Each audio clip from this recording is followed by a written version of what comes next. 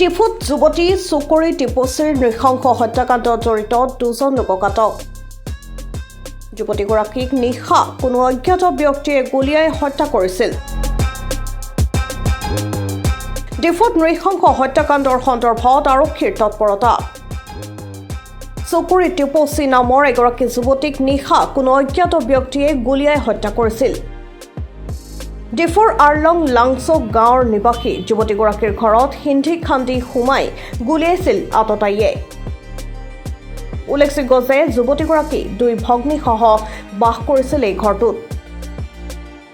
আৰক্ষীয়ে ইতিমধ্যে ক্ষিপ্ৰতাৰে তদন্ত আৰম্ভ কৰি আজি দুজনকৈ সন্দেহজনক যুৱকক আটক কৰিছে আৰু অধিক তদন্তৰ বাবে আৰক্ষীৰ জিম্মাত ৰাখিছে এই ঘটনাটো সন্দৰ্ভত আমাৰ এটা ডিফুত এটা কেছ ৰেজিষ্টাৰ হৈছিলে Diphu case number 39/2024 under section 120B 302 IPC read with section 25(1)A arms act তো এই সংক্ৰান্তত আমাৰ ইনভেষ্টিগেশ্যন চলি আছিল আৰু ইয়াতে আমাৰ এটা স্পেচিয়েল ইনভেষ্টিগেশ্যন টিমো গঠন কৰা হৈছে এডিশ্যনেল এছ পি ক্ৰাইমৰ নেতৃত্বত তো ইয়াৰ পিছতে আমি দুজন ব্যক্তিক ইয়াৰ ঘটনাৰ লগত জড়িত দুজন ব্যক্তিক আমি কৰায়ত্ব কৰিছোঁ গতিকে আমি তদন্তৰ খাতিৰত তেওঁলোকৰ নাম এতিয়া আপোনালোকক উল্লেখ কৰিব নোৱাৰিম কিন্তু তেখেতসকল সেই তাৰ লগত জড়িত আছে বুলি আমি যথেষ্টখিনি প্ৰমাণ পাইছোঁ গতিকে তেওঁলোকক এৰেষ্ট কৰা হৈছে আৰু আজি আমাৰ অনাৰেবল কোৰ্টত তেওঁলোকক প্ৰডিউচ কৰা হৈছিল আৰু আমি 4 দিনৰ এতিয়া আমি জিম্মা লাভ কৰিছোঁ আৰু কিছু তো বৰ্তমান এইখিনি আমাৰ এতিয়া আপডেট আছে তো আৰু এই সংক্ৰান্তত কিছু আপডেট পালে আমি নিশ্চয় আপোনালোকক জনাম আৰু ইনভলভ আছে নেকি বুলি আপুনি ইনভলভমেণ্ট ডেফিনেটলি থাকিব গতিকে এইটো আমাৰ ইনিচিয়েল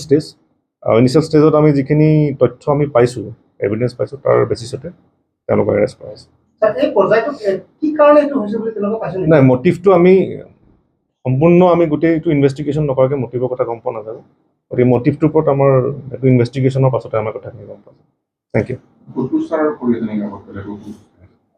সোধপোছ চলি আছে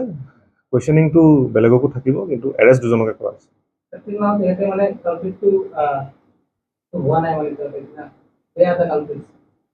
নাই মই এতিয়া আপোনাক জনালোৱে যে ইনভেষ্টিগেশ্যনৰ পিছত যিখিনি লিংক আছে সেই লিংকখিনি যেতিয়া আমি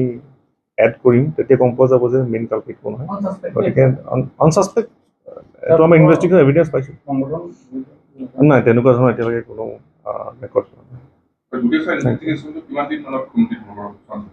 এইটোতো এতিয়া ইনভেষ্টিগেশ্যন প্ৰচেছ ক'ব নোৱাৰি এইটো কাম চলি আছে ক্ষিপ্ৰতাৰে চলি আছে থেংক ইউ ছাৰ যি দুজনক কৰায়ত্ব কৰিলে